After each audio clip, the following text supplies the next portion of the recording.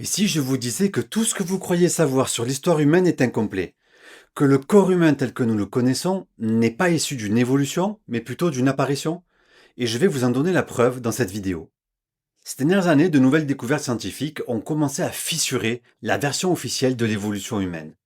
Grâce à des technologies d'analyse extrêmement avancées, les mêmes types d'outils que l'on utilise en sciences criminelles, nous avons aujourd'hui, grâce à des données génétiques, des résultats que les chercheurs d'autrefois n'auraient jamais pu imaginer. En parlant de chercheurs, j'ai condensé toutes mes années de recherche dans le programme de développement spirituel le plus complet qui existe. Tu as juste à cliquer sur le lien en description. Ensemble, on va développer ton corps de lumière. Je te montrerai comment te libérer des entités et implants négatifs qui parasitent ton champ d'énergie et qui gâchent ta vie. Et pour te permettre de réaliser un bond gigantesque dans ton évolution spirituelle, tu auras également accès à des technologies fréquentielles non publiques transmises uniquement aux participants de ce programme. Ces données racontent une histoire, ou plutôt notre histoire. Cette histoire nous dit quelque chose d'assez surprenant. Oui, l'évolution existe, mais le corps humain n'est pas le résultat d'un long processus d'évolution comme les autres espèces. Nous sommes apparus soudain, il y a environ 200 000 ans, déjà sous la forme d'êtres humains modernes. Et depuis ce temps-là, nous n'avons pas changé d'un iota.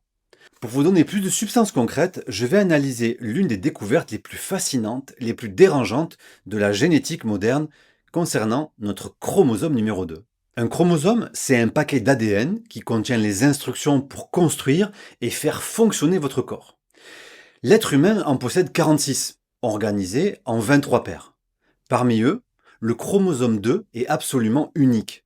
Il porte des gènes essentiels à la formation de l'embryon, à la construction du corps, à la structure musculaire et même à votre système immunitaire. Et c'est ici que je veux vraiment clarifier les choses.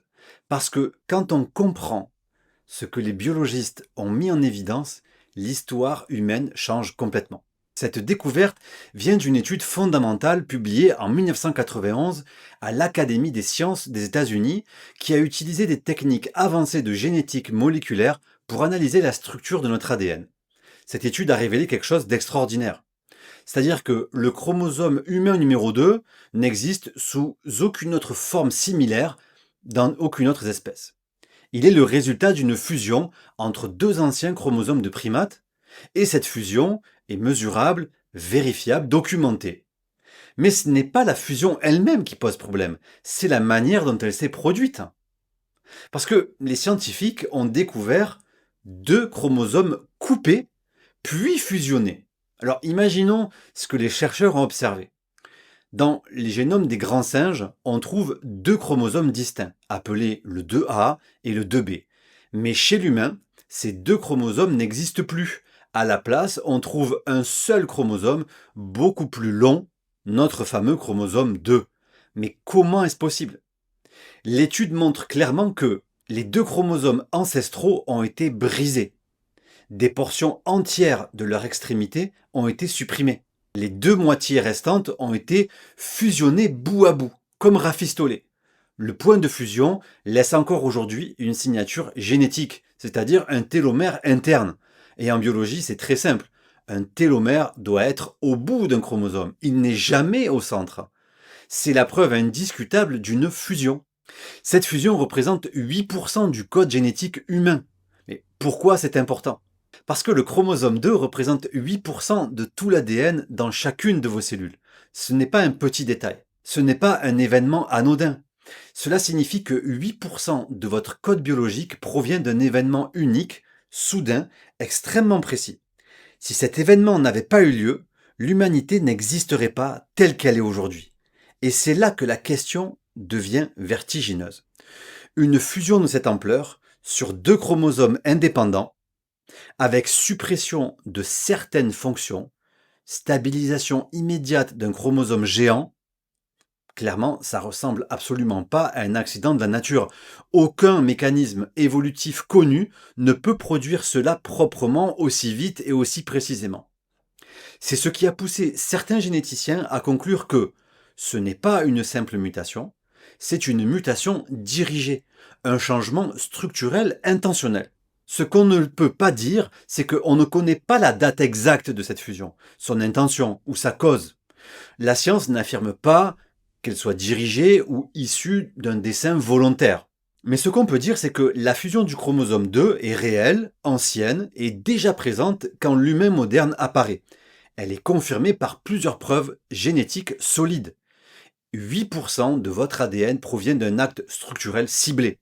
Alors, votre biologie n'est pas un hasard. Elle est programmée, elle est optimisée, elle est équipée de capacités dormantes. Et ça, c'est exactement ce que l'on explore ensemble dans Beyond the Matrix, c'est-à-dire comment on va activer ces zones dormantes dans la biologie, comment est-ce qu'on va venir reconnecter notre structure de lumière et comment on va sortir du programme imposé à notre conscience.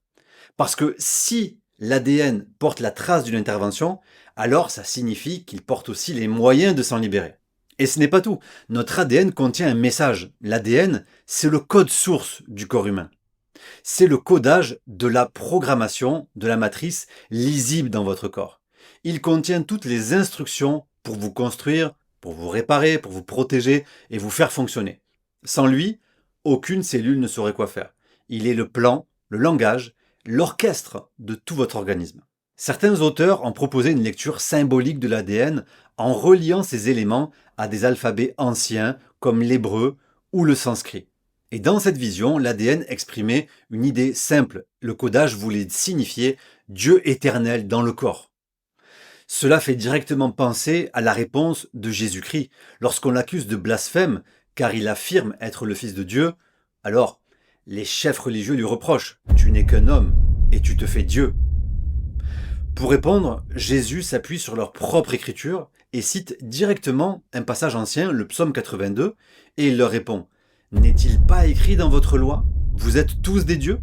Ce passage révèle une idée très forte. Jésus rappelle que la nature divine est déjà en chaque être humain, qu'il n'est pas le seul à porter cette essence, et que ce potentiel existe en chacun de nous. Mais ce potentiel ne s'active pas tout seul. Il demande une compréhension de notre structure, de notre corps, de notre ADN, et des lois subtiles qui permettent de développer ces facultés. C'est exactement pour cela que j'ai créé la méthode Beyond the Matrix. Vous pouvez cliquer ci-dessous pour qu'on travaille directement ensemble. C'est le programme le plus complet que j'ai conçu pour réactiver les capacités, développer le potentiel intérieur, reconnecter le corps, l'ADN et la conscience à cette dimension profonde que les textes sacrés évoquent depuis des millénaires.